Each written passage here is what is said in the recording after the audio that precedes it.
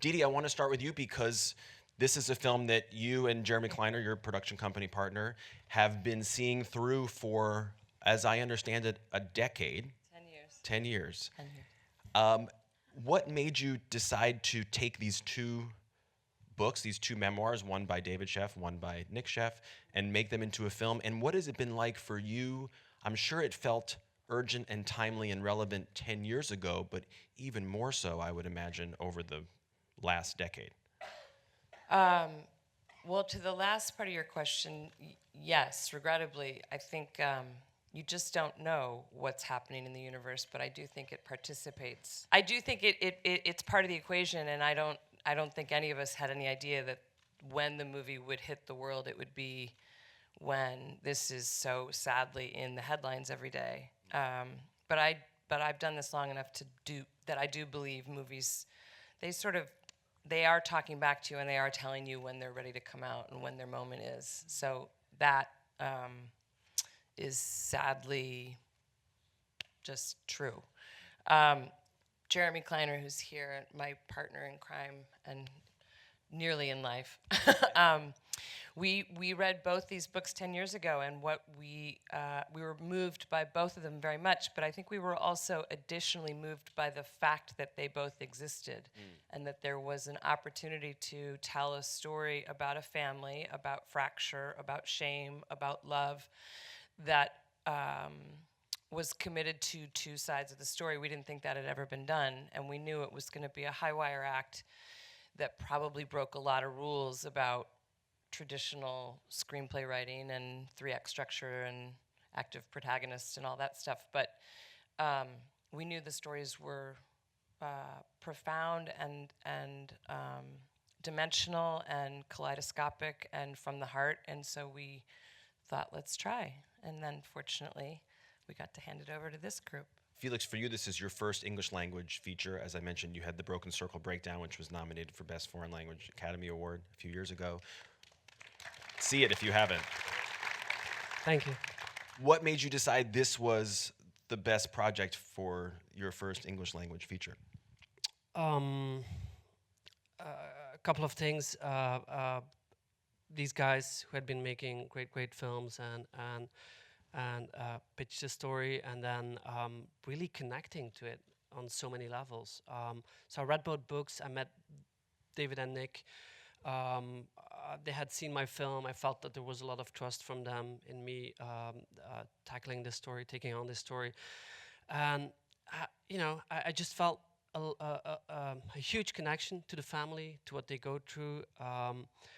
As many people, I think, I too in my family have experienced, or we know people that have experienced it from afar and from close, so I could relate to it on that level too, and it was just an eye-opener for me in seeing this beautiful family who believes in unconditional love, who never stops fighting. So yeah, it does go to dark places because it's authentic and real and raw, and that is partly why I wanted to do it, but maybe mostly because it's such a beautiful family.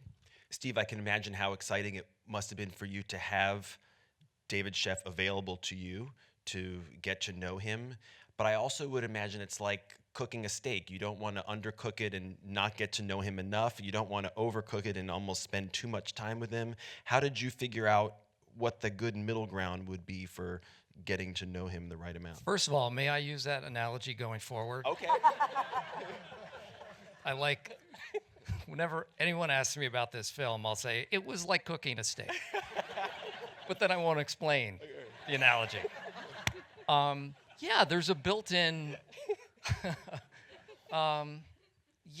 it's tough because he's a real guy, and I think there's a responsibility built into that. But it's also weird when you meet somebody that you're going to portray, you don't want them to feel like they are your science project. Right. Because that's just creepy. And we went and we had lunch, and it wasn't about that. It wasn't about, oh, how is he eating his soup? I'm going to do that. And he didn't want it that way either. He just was very forthcoming and very generous with his time. And more than anything, I just got a sense of the kind of man he is, and which is very generous and open, and kind and loving, and all of the things that he writes about in the book. And so I just wanted to feel who he was, and it was exactly what I imagined him to be. Timothy, similar question for you. I haven't read the memoirs, but I will assume that the notebook that we see Steve paging through must be based in reality. That's something that Nick did. Were you able to see any of his writings and drawings that were outside of the memoir? Did you glean things from that or from talking to him? What was most helpful to you? Well, I think like Steve said, well, actually, quickly about that journal, Jasper in the movie, the real Jasper in real life, he was a PA on our movie. Oh. And he did all the drawings in those journals. So Oh, really? they weren't Nick's drawings, but they were How Jasper's. old is he now? He's 63 years old. No, I'm kidding. He's like 24 or something. Yeah, and I think Steve said it. That was like so perfect, and that doesn't. Yes, it was. But like, you don't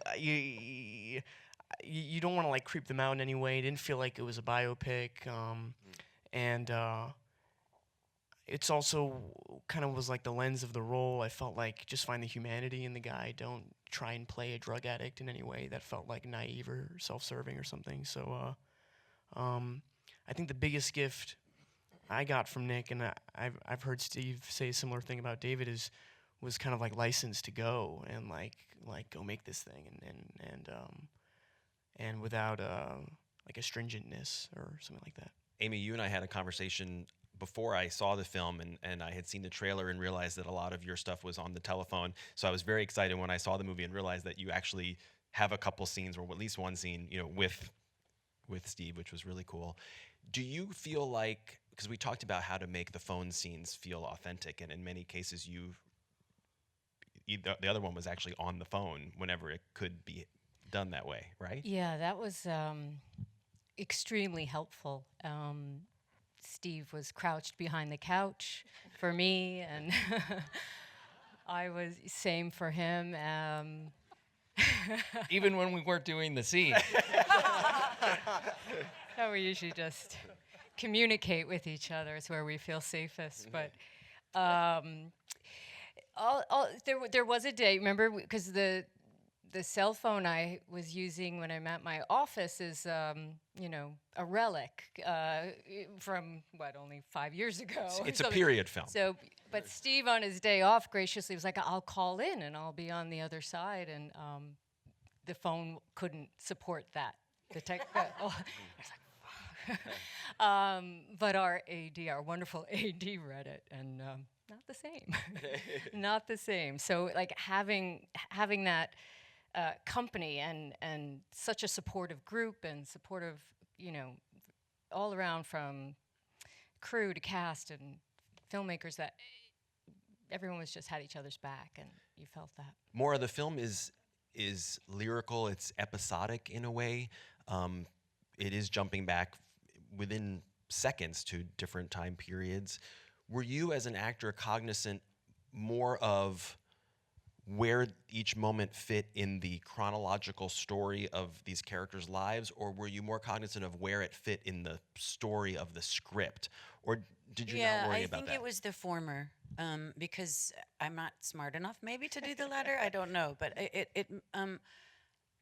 I also had spoken to Karen on the phone a few times, and she was also very forthcoming and very frank and very open and honest and funny. But I heard this story from her, so which I took a lot of notes from those discussions. So that's kind of the timeline I went by. I would ask her questions about scenes in the script, and she would fill in the details. So that's the order I went, is her memory, essentially, was most helpful to me. Felix and Dede, can you explain to me along how you guys came up with the manner of telling it in the way you do with the jumps? Was that something that was your vision? Was it Luke Davies, a screenwriter? How did that all come about? It's a long process, and it started writing the script. In the edit, we did refine it. We took it one step further. We threw out scenes that weren't that were just expository as it goes, and took it to a bolder level, I would say. But it was always the intention to use the flashbacks, of course, and the journey while developing the script and writing different drafts was how do they fit in, how does it help the flow of the movie, but how do you really create the experience of somebody going through this? So yeah, and it works the way memory works for Steve's character. It is really putting the pieces together as he's going through it, as he's realizing that he is losing his son. He remembers the good moments. He also questions himself, like, should I have done this? Where did I go wrong? Should I have seen signs? So all of that was, as said, it was part of the script writing, but we took it one step further in the edit. Well, I thank you all for opening all of our eyes, and thank you for being here today. It's great to see all of you.